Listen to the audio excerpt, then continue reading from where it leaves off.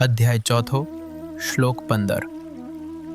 આ જાણીને પ્રાચીન મુક્તિ શોધનારાઓએ પણ કર્મ કર્યું હતું, તેથી તું પણ જેમ પ્રાચીન સમયમાં એ લોકો કરતા હતા તેમ કર્મ કર। આધ્યાત્મિક સ્વતંત્રતાના આ જ વલણ સાથે ઘણા પ્રાચીન સાધકોએ પોતાના કર્તવ્યો કર્યા છે। ભગવાન કહે છે કે ઘણા પ્રાચીન આધ્યાત્મિક સાધકો એવા છે જેમણે સમજ્યું કે તેઓ ખરેખરમાં એક સાક્ષી જ છે અને તેમને કર્મોના ફળની કોઈ ઝંખના રાખી નહોતી। ઈચ્છાઓથી મુક્ત થયા પછી અને આત્માનો સાક્ષાત્કાર થયા પછી પણ તેમણે ફળની અપેક્ષા કે ઝંખના વિના જગતમાં કાર્યો કર્યા હતા।